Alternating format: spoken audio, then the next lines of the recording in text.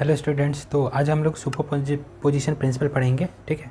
Superposition principle में क्या होता है स्टूडेंट, इसके पहले हमने देखा है, जो हमने लास्ट क्लासेस में देखा था। हमने 2 पॉइंट चार्ज के बीच में लगने वाला फोर्स देखा है। ठीक है, यानी सराउंडिंग में सिर्फ 2 ही चार्ज था और उस पर कितना फोर्स लग रहा था वो हमने देखा।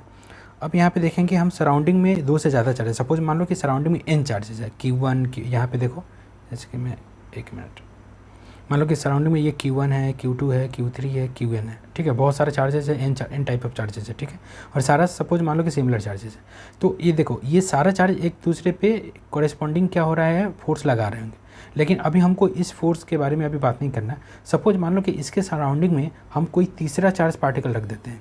कोई तीसरा चार्ज पार्टिकल कौन है भाई? तो सपोज मान लो कि अगर एक Q0 चार्ज पार्टिकल रख देते हैं, ठीक है, या फिर Q0 नहीं लेते हैं, एक कैपिटल Q चार्ज पार्टिकल रख देते हैं। तो अब इस कैपिटल चार्ज पार्टिकल पे क्या करेगा, ये सारा चार्ज पार्टिकल क्या करेगा, फोर्स लगाएगा। तो हमको क्या करना होता है सुपरपोजिशन प्रिंसिपल से कि ये जो प्लेस्ड चार्ज है ना, इस पे नेट फोर्स निकालना होता है, सारे जो भी जितने से भी सराउंडिंग में चार्ज होते हैं उस चार्ज पार्टिकल के कारण। ठीक है, तो अब देखो कि अगर सारे चार्ज पार्टिकल के कारण अगर इस पॉइंट पर फोर्स निकालेंगे तो क्या होगा, तो ये कुछ ऐसा हो जाएगा, ये फोर्स इसको इस डायरेक्शन में लगाएगा। वैसा ही सिमिलरली ये वाला फोर्स इसको कौन से डायरेक्शन में लगाएगा, इस वाले डायरेक्शन में लगाएगा। ये वाला फोर्स इसको कौन से डायरेक्शन में लगाएगा, ऐसे लगाएगा। और ये वाला फोर्स कौन से डायरेक्शन में लगाएगा, तो ऐसे लगाएगा। तो ये कॉरेस्पॉन्डिंग क्या है, ये F1 हो गया वेक्टर, ये F2 हो गया वेक्टर, ये F3 हो गया वेक्टर, और ये Fn हो गया वेक्टर। तो अगर इस Q चार्ज पार्टिकल पे अगर हम लोग नेट फोर्स का बात करें तो नेट फोर्स क्या हो जाएगा, तो सुपरपोजिशन प्रिंसिपल बोलता है कि नेट फोर्स किसी भी चार्ज पार्टिकल पे जो होगा सराउंडिंग चार्ज पार्टिकल के फोर्स के वेक्टर सम के बराबर होगा। तो यहाँ पे स्टेटमेंट हमने लिख दिया है, according to the principle the total force on the given charge is the vector sum of all the individual forces exerted by each of the other charges. Okay, समझ में आ रही बात? यानी हर एक चार्ज के कारण इस पॉइंट पे जो वेक्टर सम फोर्स होगा वही मेरा क्या होगा, टोटल फोर्स देगा। ठीक है, तो यहाँ पे हमने दे दिया कि F टोटल क्या होगा, तो F1 हो गया, F2 हो गया, F3 हो गया, सबका वेक्टर सम हो गया। ठीक है, और ये F1 क्या है, तो force on Q due to charge Q1, वैसे ही force on Q due to Q2, यानी जितने भी चार्ज पार्टिकल होंगे ना सराउंडिंग में, सारा के कारण जो फोर्स इस पर लगेगा उसका उसी को कॉरेस्पॉन्डिंगली यहाँ पे रिप्रेजेंट किया गया, F1 F2 F3 up to Fn तक। ठीक है, तो ये तो मेरा हो गया एक कंडीशन कि हम नेट फोर्स कोई भी प्लेस चार्ज पार्टिकल पर निकालते हैं सराउंडिंग चार्ज पार्टिकल के कारण। दूसरा पहलू इसका ये है कि अगर सपोज मान लो कि सराउंडिंग में चार्ज पार्टिकल था तो वो भी एक दूसरे के ऊपर फोर्स लगा रहे थे, या फिर तो अगर हम लोग बोले कि अगर सपोज इसको दूसरे एग्जाम्पल से समझाते हैं, मान लो कि एक सराउंडिंग है जो पहले से हमने Q1 Q2 दे रखा है। तो मान लो कि ये Q1 है और यहाँ पे Q2 है, तो Q1 और Q2 पहले से फोर्स लगा रहे थे अपने, तो ये इसको इधर धक्का दे रहा था और ये इसको इधर धक्का दे रहा था। ठीक है, तो मान लो कि F दोनों तरफ लग रहा था, और मैग्नीट्यूड ऑफ F कितना है, तो हमको पता है मैग्नीट्यूड ऑफ F कितना है, तो ये होता है KQ² बाई R² हो गया। R मान लिया दोनों के बीच का डिस्टेंस है। ठीक है, अब क्वेश्चन में बोल रहा है कि चलो कोई बात नहीं है कि अगर इसके सराउंडिंग में एक और चार्ज पार्टिकल Q ला के रख दिया जाए, ठीक है, तब बताओ कि इस चार्ज पार्टिकल के कारण ये दोनों के बीच में जो पहले से फोर्स लग रहा था, क्या ये फोर्स डिस्टर्ब होगा? तो देख लेते हैं। तो अब ये जैसे ही हमने सराउंडिंग में जो चार्ज रखा है ना, तो सराउंडिंग में चार्ज भी क्या करेगा, हर एक के कारण हर एक चार्ज के से ये इंटरेक्शन स्टार्ट कर देगा। तो मान लो कि इस चार्ज पे इंटरेक्शन स्टार्ट किया और इस चार्ज से इंटरेक्शन स्टार्ट किया। ठीक है, तो मान लो कि अगर ये 1 है और ये 2 है, तो ये Q जो है वो 2 पे इंटरेक्शन स्टार्ट किया और 2 को इधर धक्का देने लगा, मान लो कि F डैश धक्का दे रहा है। ठीक है, अब देखो, अब दोनों का डिस्टेंस भी हमने सेम ही रखा, या सेम नहीं, कुछ भी मान लो कि ये F1 मान लो, ये F1 हो गया, ये अलग डिस्टेंस पे है, और यहाँ से जो देगा वो क्या हो जाएगा, वो F2 होगा सपोज। समझ में आ रही, क्योंकि हमने R1 R2 अलग लिया है, इसीलिए अगर R सेम लेते हैं इधर भी तो ये दोनों फोर्स सेम हो जाता है। अब कहने वाली बात ये है कि ये जो Q जो चार्ज आया है, इसके कारण हर एक चार्ज पे एक नया फोर्स क्रिएट होने लगा। ठीक है, एक नया फोर्स क्रिएट हो रहा है, इस पर भी एक नया फोर्स क्रिएट हो रहा है, इस पर भी एक नया फोर्स क्रिएट हो रहा है, लेकिन ये जो नया फोर्स है वो पहले वाले फोर्स को डिस्टॉर्ट नहीं कर रहा है। मतलब अभी भी Q1 और Q2 के बीच में हम सिर्फ फोर्स देखें तो वो अभी भी ये F फोर्स ही लग रहा है, ये वाला फोर्स अभी भी ये क्या लग रहा है, तो ये F फोर्स ही लग रहा है अभी भी। यानी कहने का मतलब ये है कि अगर हम सराउंडिंग में कोई दो particle system, charge particle system है, अगर तीसरे चार्ज पार्टिकल को उधर यहाँ पे ला के रखते हैं तो उस चार्ज के द्वारा जो पहले दो चार्ज के बीच में जो फोर्स लग रहा था वो फोर्स कभी भी चेंज नहीं करता है। लेकिन यहाँ पे अगर कोई भी एक चार्ज पार्टिकल पे देखे तो इस पे अब पहले एक ही फोर्स लग रहा था, अब दो फोर्स हो गया। इसका मतलब इस पे नेट फोर्स जो होगा वो चेंज कर सकता है। ओके, इस पे नेट फोर्स क्या हो गया मेरा, चेंज कर जाएगा। ठीक है, नेट फोर्स कैसे चेंज कर जाएगा तो हम वेक्टोरियल सम से निकाल सकते हैं। तो क्या होगा, नेट फोर्स होगा vector of this plus vector of this. Okay, I hope समझ में आया होगा। इसका मतलब यह हुआ कि अगर कोई तीसरा चार्ज प्लेस करते हैं तो पहले वाला दो जो पॉइंट चार्ज के बीच में जो फोर्स लग रहा था वो फोर्स कभी भी चेंज नहीं होगा। तो वही हमने यहाँ पे लिखा है, the force between any two charges remains same या remains unaffected due to presence of the third charge. जब तीसरा चार्ज प्रेजेंट होता है तो उससे अनअफेक्टेड होता है। लेकिन जो नेट फोर्स अगर किसी भी चार्ज पे निकालेंगे ना तो नेट फोर्स चेंज कर सकता है। ठीक है, तो ये ध्यान देने वाली बात है। और नेट फोर्स चेंज होगा और तो उसका रिजल्टेंट फोर्स कैसे निकलेगा, तो वहीं सुपरपोजिशन प्रिंसिपल वेक्टर सम से हम लोग निकाल लेंगे। तो आई होप यहाँ तक आपको समझ में आया होगा। तो चलिए इसका एक एग्जांपल ले लेते हैं। सपोज मान लो कि यहाँ पे आपको दे रखा है, सपोज मान लो कि दो सराउंडिंग में दो चार्जेज है। ये चार्ज है मान लो कि Q है और ये भी चार्ज Q है। ठीक है, और ये चार्ज नंबर है 1 और ये चार्ज नंबर 2 है। ठीक है, और दोनों के बीच का डिस्टेंस जो है वो कितना है मेरा, L डिस्टेंस है। ठीक है, अब अगर पूछेंगे कि इसमें कितना फोर्स लगेगा तो आप आसानी से इसको निकाल सकते हो। फोर्स कितना लगेगा, तो ये क्या करेगा, इधर इसको इधर फेंकेगा, ये क्या करेगा, इसको इधर फेंकेगा, और ये जो फोर्स हो गया दोनों के बीच का, तो F इक्वल्स टू कितना हो जाएगा, तो K Q1 Q2 तो Q square by L square हो गया। अब हम लोग क्या करते हैं, इसी में एक ऐसे तीसरे सेम ही चार्ज पार्टिकल को ऐसे रखते हैं,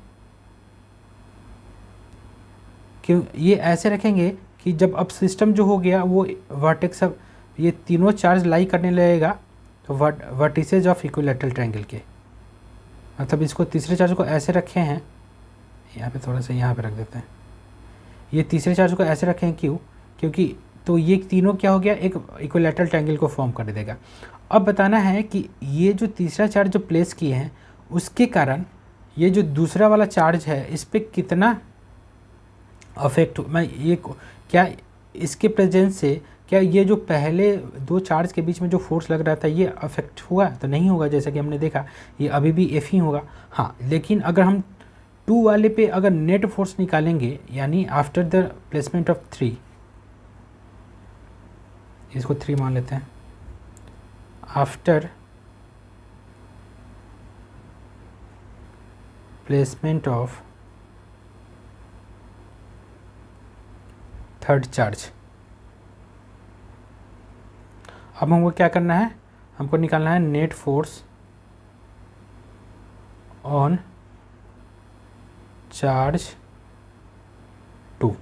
नेट फोर्स ऑफ चार्ज 2 में देखिए क्या बोल रहा है, तो पहले से तो ये फोर्स लग रहा था इस 2 पे, अब जैसे ही थर्ड वाला चार्ज आया तो एक और फोर्स लगने लगा, और वो फोर्स कौन सा होगा, तो ये वाला डायरेक्शन में। अब देखो वैल्यू ये होगा, क्यों, क्योंकि सर्कमस्टांसेस सेम है, ये भी Q चार्ज है, ये भी Q चार्ज है, दोनों के बीच का डिस्टेंस ये भी L है। तो अब बताइए कि ये एक इक्विलैटरल ट्रायंगल बना हुआ था, ये एंगल कितना हो गया, 60 डिग्री का हो गया, तो ये भी एंगल क्या हो गया, 60 डिग्री का हो गया। अब बताइए दो वेक्टर जब 60 डिग्री के एंगल पे रहता है तो उसका रिजल्टेंट क्या होता है, यानी नेट फोर्स ऑन सेकेंड जो होगा वो कितना हो जाएगा, तो F नेट जो होगा, F नेट वो कितना होगा, तो वेक्टर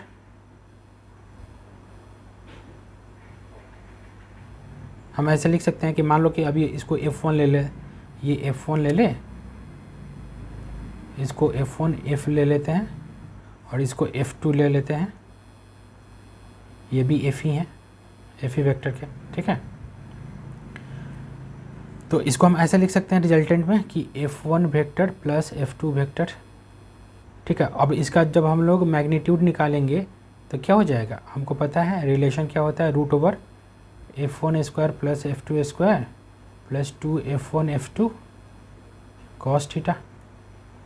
तो यहाँ पे हम देख लेंगे F1 F2 सेम ही है, तो ये F स्क्वायर हो गया, ये भी F स्क्वायर हो गया, plus 2 into F into F into cos 60 degree है। ठीक है, तो cos 60 डिग्री, अब इसको सॉल्व आउट करेंगे तो ये हो जाएगा 2f² plus 2f² into cos 60 degree कितना हो जाएगा 1/2। तो ये कितना बाहर निकलेगा तो √3f। तो ये मेरा, इसको एक बार अच्छे से देख लीजिए जो कि सॉल्यूशन था। यहाँ पे क्वेश्चन मेरा वही था जो क्वेश्चन हमने अभी बनाया था, क्रिएट किया था। पहले 2 चार्ज पार्टिकल को रख दिया, दोनों में फोर्स लगा दिया, फिर ऐसे तीसरे चार्ज पार्टिकल को रखा, ये तीनों एक इक्विलेटरल ट्रायंगल के वर्टिसेस पे लाई करने लगे। उसके बाद इसके प्रेजेंस के कारण कोई भी एक वर्टेक्स पे क्या करना है, हमको नेट फोर्स निकाल देना है। तो आप ये सारे वेक्टोरियल मेथड है, तो आप लोग को ऑलरेडी आपको पता है, तो ये एक बार चेक कर लीजिए, ठीक है। और एफ़ का वैल्यू आप यहाँ से लिख सकते हो, यहाँ पे हमने जो लिखा है KQ²/L², ठीक है। यहाँ पे पुट करोगे तो नेट फोर्स निकल जाएगा कोई भी एक पर्टिकुलर चार्ज पार्टिकल पे, ठीक। चलिए नेक्स्ट क्वेश्चन लेते हैं हम लोग इस पे। स्टूडेंट अब सेकेंड क्वेश्चन क्या बोल रहा है, सेकेंड क्वेश्चन बोल रहा है 2 free point charges +Q and +4Q, ठीक है। 2 फ्री चार्जेस है +Q का और +4Q का, दोनों का मैग्नीट्यूड अलग अलग है। उसको प्लेस किया गया है L डिस्टेंस अपार्ट, यानी दोनों के बीच का डिस्टेंस क्या है, L है। ओके, तो पहले L है तो दोनों के बीच में आप फोर्स निकाल सकते हो। अब ये फ्री चार्जेज है, मतलब क्या है कि अगर इसको छोड़ा जाए तो क्या कर सकता है, मूव कर सकता है, ठीक। क्वेश्चन में बोला है कि एक तीसरा चार्ज रखता है, third charge is placed so that the entire system is in equilibrium. तो क्या तीसरा चार्ज को हम लोग कहाँ पे रखें और कितना मैग्नीट्यूड का चार्ज रखें या किस नेचर का चार्ज रखें कि रखने के बाद ये सारा सिस्टम जो 3 चार्ज का सिस्टम है वो क्या हो जाए, तो इक्विलिब्रियम में हो जाए, ठीक है। तो क्वेश्चन आपको समझ में आ रही है क्या है। ओके, तो क्वेश्चन को आप एक बार ट्राई करिए। अब देखिए, अब सपोज मान लो कि जो पहले से बोल रखा है कि +Q चार्ज है और A +4Q चार्ज है। अगर तुम ये +Q चार्ज और +4Q चार्ज अगर कोई भी स्मूथ सरफेस पे रखोगे तो इसके बीच में क्या इलेक्ट्रोस्टैटिक फोर्स जनरेट होने लगेगा, और क्योंकि L डिस्टेंस पे है तो फाइनाइट डिस्टेंस ही है, तो ये वैसे भी स्मूथ सरफेस पे है। तो अगर कोई भी कितने भी डिस्टेंस पे रखोगे तो दोनों में क्या होगा, म्यूचुअल रिपल्सन होगा, ठीक है। एक दूसरे को क्या करेगा, रिपेल करेगा। तो जैसे ही फोर्स आएगा तो ये क्या करेगा, और कोई एक्स्ट्रा फोर्स नहीं है इसको रेस्ट्रिक्ट करने के लिए, तो ये मोशन करेगा और एक दूसरे से दूर जाएगा, ठीक है।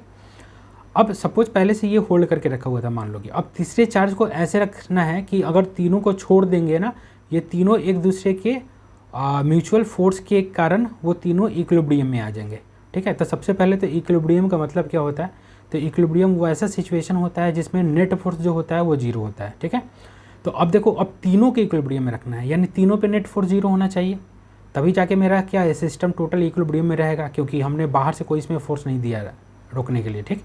तो हमको क्या करना, सबसे पहले तो देखना पड़ेगा पॉसिबिलिटी कि कहाँ पे चार्ज रखा जा सकता है और किस नेचर का चार्ज रखा जा सकता है कि नेट फोर्स मेरा 0 आए या फिर कंडीशन मेरा फुलफिल करे। तो यहाँ पे एक बार सोचिए, देखिए सपोज मान लो कि अगर ये +Q चार्ज है और ये +4Q चार्जेज है, ठीक है। तो अगर +4Q और +Q चार्जेस के अगर आजू बाजू में अगर चार्ज रखते हैं तो सबसे पहले तो चार्ज का नेचर डिसाइड कर ले कि देखो ये दोनों चार्ज के बीच, चार्ज के कारण जो फोर्स होगा हमेशा रिपल्सिव नेचर का होगा। तो अगर पॉजिटिव चार्ज ही रखेंगे कोई भी पोजीशन पर रखेंगे, मान लो कि इसको पोजीशन हम यहाँ पे डिफाइन कर देते हैं, 1 मिनट रुक जा। देखो स्टूडेंट, हमने एक रीजन डिफाइन कर दिया, तो 3 रीजन हमने ले लिए, ठीक है। ये रीजन 1 है, ये रीजन 2 है और ये रीजन 3 है। तो अब तुम सोचो, सबसे पहले तो चार्ज के नेचर के बारे में सोचो। अगर तुम पॉजिटिव चार्ज को अगर रखोगे तो पॉजिटिव चार्ज को रखोगे तो उस पॉजिटिव के कारण क्या ये इक्विलिब्रियम में रहेगा, तो देखते हैं। तो मान लो कि पॉजिटिव Q चार्ज लेंगे, तो ये अगर सपोज यहाँ पे पॉजिटिव Q चार्ज रखेंगे तो क्या होगा, तो यहाँ पे +Q चार्ज रखेंगे, तो मान लो कि यहाँ पे रख देते हैं, ये Q चार्ज रख दिया, ठीक है। अभी इस Q चार्ज के कारण ये तो इधर आने का पहले से टेंडेंसी इसका राइटवर्ड आने का था, तो ये तो रेस्ट्रिक्ट कर जाएगा, लेकिन ये रेस्ट्रिक्ट नहीं करेगा, ये फिर इधर निकलने लगेगा। क्यों? क्योंकि +Q चार्ज भी इस कैपिटल Q चार्ज को क्या करेगा, राइटवर्ड ही शिफ्ट करेगा, यानी +Q चार्ज इधर रखने पे तो काम नहीं आएगा, इधर रखने पर भी सेम ही प्रॉब्लम होगा। अगर बीच में रखते हैं तो बीच में रखेंगे तो देखो पहले ये दूर जा रहा था, ये दूर जा रहा था, तो इस Q के कारण भी तो ये दूर ही जाएगा ना, ये तो क्योंकि रिपेल ही करेगा, यानी जो Q चार्ज हम रखेंगे उसका पॉजिटिव नेचर ये पॉसिबल नहीं है। यानी अगर +Q चार्ज कहीं भी किसी भी रीजन में रख देंगे तो वो किसी भी रीजन के लिए ये इक्विलिब्रियम का कंडीशन होल्ड नहीं कराएगा, यानी +Q चार्ज को तो हम कैंसिल कर दिए। अब देखो कि अगर -Q चार्ज रखते हैं तो क्या होता है, तो -Q चार्ज रखेंगे तो देखेंगे तीनों रीजन में कौन सा रीजन इसका सूटेबल है। अगर ये देख भी सकते हैं या नहीं भी देख सकते हैं, बाद में हम लोग इसको चेक कर सकते हैं। खैर पहले मैं यहाँ पे चेक करके बता देता हूँ। तो अगर सपोज मान लो कि अगर माइनस क्यू चार्ज इधर रखते हैं, तो अब देखो ये पहले से इधर जा रहा था और माइनस क्यू चार्ज के कारण ये और इधर जाएगा, यानी ये तो इक्विलिब्रियम में आएगा ही नहीं, इस पर तो फोर्स कभी भी जीरो होगा ही नहीं, यानी ये वाला पोजीशन भी माइनस क्यू चार्ज के लिए सही नहीं। सिमिलरली ये वाला पोजीशन भी सही नहीं होगा, क्यों? क्योंकि ये प्लस क्यू को अपने तरफ खींचे रहेगा और इसको भी अपनी तरफ खींचेगा, यानी ये दोनों पोजीशन या ये दोनों रीजन फिर से माइनस क्यू चार्जेस के लिए ये चार्ज के लिए पॉसिबल नहीं है, जिसके लिए इक्विलिब्रियम कंडीशन हो। तो कौन सा बचा? तो तीसरा बचा यही, यानी अंदर रखेंगे तभी ये हो पाएगा। तो चेक करते हैं पहले, मान लो कि यहाँ पे रख देते हैं, तो माइनस क्यू चार्ज अगर यहाँ पे रखते हैं तो देखो ये पहले से ये राइट में भाग रहा था, ये भी राइट में, अब जैसे ही माइनस क्यू चार्ज रखेंगे तो ये इसको लेफ्ट में ले जाएगा, यानी एक फोर्स लगाने लगेगा इधर, यानी ये जो लेफ्टवर्ड फोर्स जो प्लस 4 क्यू चार्ज के कारण लग रहा था उसको रेस्ट्रिक्ट कराने के लिए ये माइनस क्यू के कारण जो फोर्स लगने लगा वो राइट साइड में लगने लगा, यानी ये क्या कहीं ना कहीं ये बैलेंसिंग प्रॉपर्टी को ये यहाँ पे दिखा रहा है, यानी ये हो सकता है यहाँ पर ये बैलेंस हो जाए या फिर इक्विलिब्रियम में आ जाए। सिमिलर केस इसमें है, ये पहले राइट वार्ड में जाने वाला था, ठीक है, due two plus Q charge, small plus Q charge, तो जैसे ही माइनस क्यू चार्ज रखेंगे तो ये इधर आने लगेगा, यानी एक फोर्स का कंपोनेंट इधर लगने लगेगा, यानी फिर से यहाँ पे पॉसिबिलिटी बनेगा इक्विलिब्रियम कंडीशन का। यानी ये मेरा सबसे ट्रू केस है जिसमें हम लोग कोई भी माइनस चार्ज को रख के इस सारे को क्या कर सकते हैं, इक्विलिब्रियम में डाल सकते हैं। अब देखो 2 इक्विलिब्रियम में हो गया तो तीसरा ऑलरेडी इक्विलिब्रियम में हो जाएगा, ठीक है, क्योंकि 3 ही केस है या 3 ही पार्टिकल सिस्टम, चार्ज पार्टिकल का सिस्टम है, ठीक है। खैर तीसरे पे भी तुम चेक कर सकते हो। तो देखो माइनस क्यू चार्ज को कौन खींचेगा, प्लस क्यू चार्ज अपने तरफ खींचेगा और प्लस 4 क्यू चार्ज अपनी तरफ खींचेगा, तो दोनों में अपोजिट डायरेक्शन में फोर्स लगेगा, यानी यहाँ पे पॉसिबिलिटी है कि ये इक्विलिब्रियम होने का, ठीक है। तो मान लिया कि यहाँ से x यूनिट की दूरी पे हम लोग क्या कर दिए, इस माइनस क्यू वाले चार्ज को हमें यहाँ पे पुट कर दिए, ठीक है। तो x यूनिट पे रख दिए, तो ये वाला जो डिस्टेंस हो गया वो कितना हो गया, तो अब दो चार्ज, इनिशियल 2 चार्ज के बीच का डिस्टेंस जो था वो l था, तो अब ये कितना हो गया, तो l माइनस x हो गया। तो अब हमको क्या करना है, इक्विलिब्रियम के कंडीशन को सेटिस्फाई कराना है। इक्विलिब्रियम क्या कर रहा था उसमें नेट फोर्स क्या होता है, 0 हो जाता है, तो किस पे, तो हर एक चार्ज पे, क्योंकि हर एक चार्ज को इक्विलिब्रियम में डालना है। तो चलिए स्टार्ट कर देते हैं, पहले स्टार्ट करते हैं पॉजिटिव क्यू या माइनस क्यू के, कैसे भी स्टार्ट कर सकते हैं, ठीक है। तो चलिए मान लो कि अगर पॉजिटिव क्यू से स्टार्ट करेंगे तो पॉजिटिव क्यू पे कौन कौन सा फोर्स लगाएगा देख लेते हैं, या फिर माइनस क्यू चार्ज से स्टार्ट करेंगे तो माइनस क्यू चार्ज पे कौन कौन सा फोर्स लगाएंगे देख लेंगे। तो चलिए माइनस स्टार्ट से यहाँ से स्टार्ट करते हैं। तो net force on capital Q charge क्या होगा, 0 हो जाएगा। तो इसके लिए हमको क्या करना पड़ेगा, तो यहाँ पे देख लो, तो for equilibrium of capital Q charges, तो नेट फोर्सेस पे क्या होना होगा, 0 होना होगा, ठीक है। अभी हम इसमें क्यू का जो वैल्यू है ना माइनस, वो हम यहाँ पे नहीं रख रहे हैं, लास्ट में रख देंगे। तो अब बताओ क्यू पे कौन कौन सा फोर्स लगाएगा, तो एक तो प्लस क्यू, छोटा वाला क्यू लगाएगा राइट साइड, लेफ्ट साइड में इसको खींचेगा अपने तरफ, और प्लस 4 क्यू भी इसको अपने तरफ खींचेगा, तभी तो जाके ये बैलेंस्ड होगा। तो net force on Q charge, capital Q charge should be 0, तो F net on Q equals to 0। और ये कौन कौन सा फोर्स लगाएगा, तो एक छोटा वाला क्यू लगाएगा और एक 4 क्यू वाला लगाएगा, दोनों को बैलेंस हो जाएगा, दोनों इक्वेट कर दिए। तो देखो के क्यू प्लस एक्स स्क्वायर दूर था, ये यहाँ से x दूर था और यहाँ से l माइनस एक्स दूर है, तो वहीं हमने लिख दिया है k capital q small q x square equals to k q 4 q by l minus x square. अब इसको सॉल्व करेंगे तो ये 4x स्क्वायर हो जाएगा, ये l माइनस एक्स का होल स्क्वायर हो जाएगा। अब इसको हटाएंगे तो ये 2x इक्वल्स टू हो जाएगा l माइनस एक्स, ओके। अब ये जो यहाँ से x का वैल्यू निकालेंगे तो ये l/3 हो जाएगा। इसका मतलब ये हुआ कि जो मेरा जो हम खुद से चार्ज रखेंगे इक्विलिब्रियम कंडीशन को अचीव कराने के लिए, वो कहाँ से, तो स्मॉलर चार्ज से l/3 डिस्टेंस पे होगा, l/3 डिस्टेंस पे होगा, यानी x का वैल्यू निकल गया मेरा l/3। तो दूसरा कितना हो जाएगा, तो 2l/3 हो जाएगा, क्यों, क्योंकि यहाँ से लेके यहाँ तक का डिस्टेंस l था, ठीक।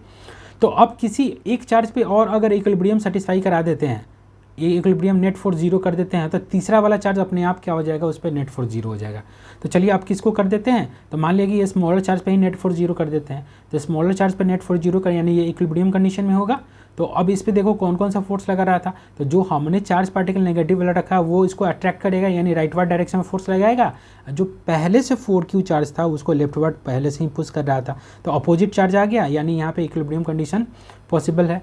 तो या इसी इक्विलिब्रियम कंडीशन को आगे बढ़ाते हैं तो क्या हो जाएगा, तो 4q into k into Q into 4q divided by l, क्यों, क्योंकि q 4q से l यूनिट के डिस्टेंस पे था, ठीक। और कैपिटल Q जो हमने चार्ज को प्लेस कर रहा है वो स्मॉल क्यू से कितना दूरी पे है, तो x दूरी पे जो हमने देखा है। इसको हम सॉल्व करेंगे तो ये कितना हो जाएगा, तो q into 4x square equals to L square into Q, और इसको सॉल्व करेंगे तो हो जाएगा 4l square by 9 equals to L square into Q. तो कैपिटल क्यू का जो वैल्यू होगा वो 4/9 इंटू स्मॉलर चार्ज होगा, ठीक है। अब हमने यहाँ पे साइन नहीं लिखा था, तो हमने बोला था लास्ट में साइन पुट कर देंगे, तो यहाँ पे हमने नेगेटिव चार्ज लगा दिया। यानी कहने का मतलब ये है जो हम लोग नेगेटिव चार्ज पुट करेंगे वो कितने वैल्यू का पुट करेंगे, तो स्मॉलर चार्ज का 4/9 टाइम्स, और कितने डिस्टेंस पे रखेंगे, तो x इक्वल्स टू l/3। यानी अब यहाँ पे 4/9 स्मॉलर चार्ज क्यू रखेंगे और नेगेटिव में रखेंगे। अब इसको छोड़ेंगे तो ये तीनों चार्ज क्या होगा, इक्विलिब्रियम में आ जाएगा। समझ में आ रही है बात। यानी अब ये क्या करेगा, एक ही मतलब एक पूरा सिस्टम क्या हो जाएगा, इक्विलिब्रियम में होगा। तो आई होप ये क्वेश्चन आपको समझ में आया होगा। इसको अच्छे से तरीके से देख लीजिए। इसको मैं थोड़ा सा छोटा कर देता हूँ ताकि एक ही पेज में आ जाए। देखिए हमने क्या किया है, सिस्टम इक्विलिब्रियम के लिए नेट फॉर जीरो होना होगा और हर एक को इक्विलिब्रियम में डालना है, था हर एक पे नेट फॉर जीरो कराना होगा। तो तीन सिस्टम पार्टिकल, एक सिस्टम में तीन ही चार्ज पार्टिकल है, तो कोई भी दो चार्ज पार्टिकल को इक्विलिब्रियम अचीव करा देंगे तो थर्ड वाला जो होगा वो अपने आप हो जाएगा। ओके, तो आई होप ये समझ में आया होगा। इसी पे बेस्ड होके हमने क्या किया है, कुछ क्वेश्चन यहाँ पे लिखा है, उस क्वेश्चन को आप ट्राई कर सकते हैं। एक क्वेश्चन ये ट्राई कीजिए। चलिए ये क्वेश्चन वाला ट्राई कीजिए, इसको मैं थोड़ा सा बड़ा कर देता हूँ। क्वेश्चन में बोल रहा है कि दो identical helium filled spherical balloons है, ठीक है, each carrying a charge Q are tied to a weight W with strings and float in equilibrium. Assume charge concentrated at center. Find the charge and volume of each balloons. Okay? तो यहाँ पे देखिए, यहाँ पे क्या है, यहाँ पे दिया हुआ है कि दो बलून है और उस बलून में कौन सा गैस भरा हुआ है, तो हीलियम गैस भरा। अब हमको पता है कि हीलियम का डेंसिटी कम होता है तो वो फ्लोट करेगा एयर में, ठीक है। अब बलून में ट्रैप कर देंगे तो क्या होगा, तो बलून के अंदर क्या आएगा, हीलियम आएगा। तो हीलियम जब आएगा तो वो क्या करेगा, उसमें बॉयंट फोर्स लगाएगा और उसको ऊपर ले जाएगा, ठीक है। अब क्या करेंगे कि दोनों से क्या किया, एक टाइड कर दिया, क्या ये वाला सिचुएशन। सपोज मान लो कि ये बलून है, ये बलून है, ये बलून है, थ्रेड लगाया और थ्रेड से एक वेट है ना, इसको टाइट कर दिया। अब ये क्या हो रहा है, फ्लोट करेगा। फ्लोटिंग कंडीशन माने इक्विलिब्रियम कंडीशन, मतलब ये ऊपर भी नहीं जाएगा नीचे भी नहीं जाएगा। क्यों, क्योंकि वेट इसको नीचे खींचेगा और दोनों बलून पे जो फोर्स लग रहा था वो ऊपर ले जाएगा।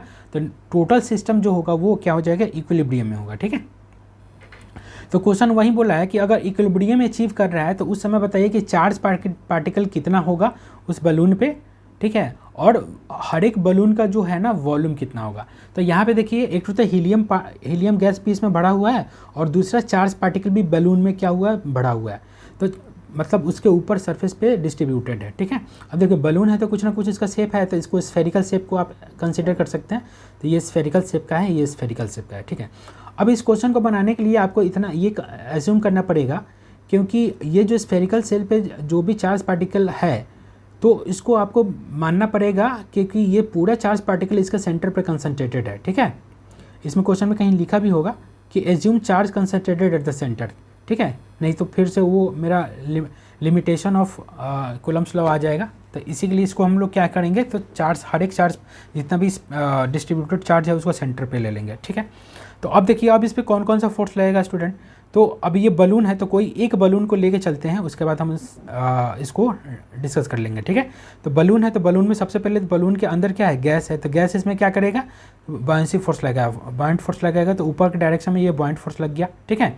अब दो चार्ज पार्टिकल है, दो बलून है, दोनों चार्ज है, तो बलून एक दूसरे को क्या करेगा, रिपल्सिव फोर्स लगाएगा। और क्योंकि इक्विलिब्रियम में है तो अगर ये थीटा एंगल पे होगा तो ये भी थीटा एंगल पे होगा, ठीक है। और अगर ये एक्स है, ये एक्स गिवन है तो ये भी एक्स हो जाएगा। ये इक्विलिब्रियम कंडीशन का सिचुएशन दिया हुआ है, यानी एक्स यूनिट अपार्ट होके ये इधर फोर्स लग रहा है, इलेक्ट्रोस्टैटिक फोर्स या इलेक्ट्रोस्टैटिक रिपल्सिव फोर्स, ठीक है। तो ये इलेक्ट्रोस्टैटिक रिपल्सिव फोर्स हो गया एक बलून पे, दूसरे बलून के कारण हो गया लेफ्ट साइड में, और एक बलून पे बॉयंट फोर्स हो गया जो कि इसमें हीलियम गैस है वो लगा रहा था। बलून का अपना मास है तो मास तो mg लग गया, ठीक है। अब मास किसके कारण है, तो बलून का अपना मास नहीं है, बलून में जो हीलियम गैस है उसका मास है, तो वो नीचे लगेगा। तो बस काम खत्म। और एक और फोर्स हम लोग दिखा देंगे वेट पे, ठीक है। तो इसमें हम लोग सिर्फ ये दो को कर देंगे काम, मेरा काम बन जाएगा। और एक हाँ एक स्ट्रिंग से तो अटैच है ना, थ्रेड है, तो थ्रेड में क्या हो जाएगा, टेंशन होगा। तो अगर हम दो FBD दिखाएं तो दोनों FBD से मेरा काम बन जाएगा, क्योंकि इक्विलिब्रियम है तो नेट फोर्स हर एक पॉइंट पे क्या हो जाएगा, यानी हर एक इस पॉइंट और इस पॉइंट पे क्या हो जाएगा, 0 हो जाएगा, ठीक। अब चलिए अब किसके लिए बात करें, तो सबसे पहले हम इसके लिए बात कर रहे हैं, मतलब जो ब्लॉक मेरा हैंग्ड है उस ब्लॉक पे हम लोग देख रहे हैं कि कितना नेट फोर्स लग रहा है। हमको पता है कि नेट फोर्स 0 है, तो उसी फोर्स को हम लोग दिखाएंगे, ठीक है। तो अगर इसका FBD बनाए तो देखिए, तो FBD बनाएंगे तो ये एक ब्लॉक का FBD है, तो यहाँ पे क्या होगा, टेंशन होगा, यहाँ पे ये पूरे स्ट्रिंग में टेंशन होगा। तो अगर इस ब्लॉक पे अगर हम लोग टेंशन दिखाए तो इसको ऐसे दिखा सकते हैं कि ये मेरा ब्लॉक था, नीचे लग रहा था इसका W और यहाँ पे लग रहा था यहाँ पे, और ये दोनों एंगल कितना था, ये थीटा था और ये भी थीटा था, और ये कितना था, T था और ये भी T था, ठीक है। अब यहाँ पे देखो तो T का कंपोनेंट अगर ले जाओगे तो ये हो जाएगा T cos थीटा, इसका भी इस वाले T का भी कंपोनेंट ले जाओगे तो ये हो जाएगा T cos थीटा। तो T cos theta plus T cos theta बन के क्या हो जाएगा, तो 2T cos थीटा हो गया।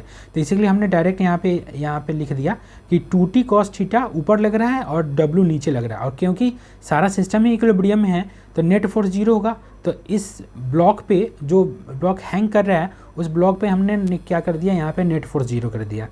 तो नेट फोर्स 0 कर दिया, तो ऊपर के डायरेक्शन में 2T cos थीटा है और नीचे के डायरेक्शन में W है, तो 2T cos theta minus W equals to 0। तो 2T cos theta equals to W हम क्या कर सकते हैं, एक इक्वेशन बना सकते हैं, या T cos theta equals to W/T भी एक इक्वेशन बना सकते हैं, ठीक है। तो यहाँ पे एक ब्लॉक का तो काम चल गया। अब दूसरे ब्लॉक को हम लोग क्या करते हैं, बलून ले लेते हैं, ठीक है।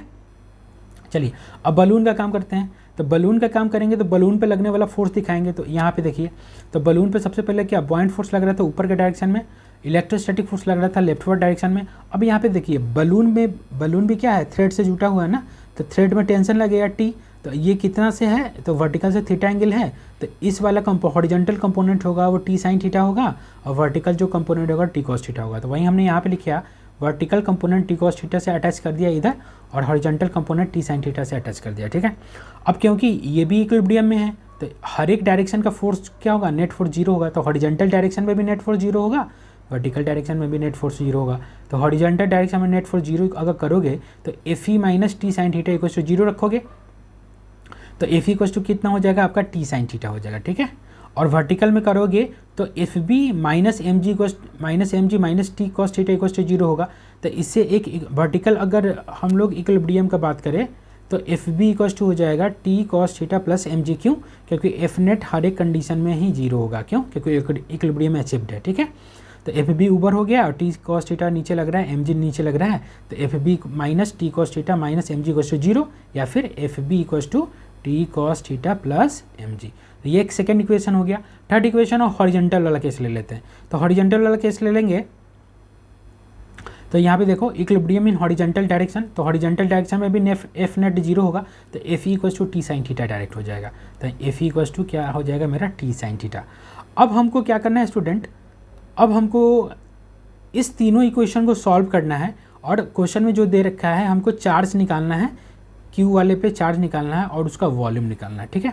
तो अब यहाँ पे देखिए हम थोड़ा सा टास्क दे देते हैं आपको, क्या करना है कि फर्स्ट इक्वेशन और थर्ड इक्वेशन को सॉल्व करना है, ठीक है। फर्स्ट इक्वेशन और थर्ड इक्वेशन को सॉल्व करोगे तो आपका चार्ज का जो वैल्यू आएगा वो हो जाएगा 8W tan theta into pi epsilon not x square का स्क्वायर रूट। यहाँ पे आपको फोर्स का वैल्यू जो डालना है Fe, ठीक है, Fe का वैल्यू आपको पता है क्या डालना है, दोनों के बीच का जो इलेक्ट्रोस्टैटिक फोर्स होगा KQ स्क्वायर बाई दोनों के बीच का, तो ये 2x स्क्वायर हो जाएगा, ठीक है। तो उसको पुट करके आप यहाँ पे देखिए, यहाँ पे आंसर जो हमने लिखा है इस आंसर को मैच कीजिए, ये आंसर आना चाहिए। और उसके बाद क्या करना है, इक्वेशन सेकंड देखिए, इक्वेशन सेकंड में क्या है, तो FB इक्वल्स टू कितना है, T cos theta plus mg। अब टेंशन भी आपको निकल जाएगा, तो Fe निकल जाएगा, तो टेंशन आप साइन थीटा के टर्म में निकालिए, एंड T एक्चुअली क्या हो जाएगा, तो आप Fe बाई साइन थीटा लिख दीजिए, या फिर आपको W के टर्म में भी लिख सकते हो, ठीक है। तो T cos थीटा को डायरेक्ट W/2 लिख दोगे, तो FB equals to T cos theta को W/2 लिख दो और mg लिख दो, ठीक। अब FB को क्या लिखोगे, तो FB कितना होता है, तो ये बाउंड फोर्स होता है, तो VD रो LG होता है, ठीक है। तो ये एयर में है तो ये एयर का डेंसिटी हो जाएगा, और वॉल्यूम हो जाएगा बलून का, और GG हो जाएगा। तो इसको यहाँ पे रखिए यहाँ से वॉल्यूम आपको आसानी से निकल जाएगा, ठीक है। तो वॉल्यूम का रिलेशन ये हो जाएगा, और एम को भी आपको फर्दर क्या करना पड़ेगा, तोड़ना पड़ेगा। तो एम को कैसे तोड़ोगे, तो वॉल्यूम इंटू डेंसिटी। अब ये किसका मास है, तो हीलियम गैस का, तो इसमें डेंसिटी किसका रखना, तो वॉल्यूम तो सेम हो जाएगा, जितना वॉल्यूम बॉलून का होगा उतना ही वॉल्यूम इस हीलियम गैस का भी होगा, क्योंकि हीलियम गैस उसी में बढ़ा हुआ है, ठीक है। ओके, और इसमें जो डेंसिटी तुम रखोगे, डेंसिटी ऑफ हीलियम रखोगे, ठीक है। यानी एक हम स्टेप बढ़ा देते हैं इसको क्या रखोगे, तो ये Vd ही हो जाएगा into density of helium gas into G। अब इसको आप सॉल्व करो और आपका आंसर जो आएगा वो आएगा ये। इसको मैच करके बता देना कमेंट बॉक्स में, ठीक है। उसके बाद आपको क्या करना है, कुछ क्वेश्चन है, तो ये वाला क्वेश्चन आपको बनाना है, ठीक है।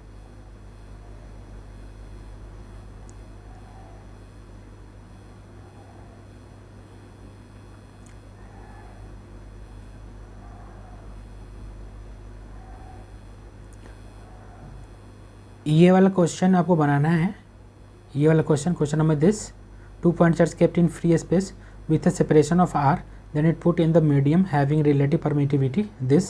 ये क्वेश्चन आपको बनाना है, और आपको ये वाला क्वेश्चन बनाना है, ठीक है। इसको देख लीजिए अच्छे से। उसके बाद आपको ये वाला क्वेश्चन बनाना है, 15 नैनो कूलम का क्वेश्चन।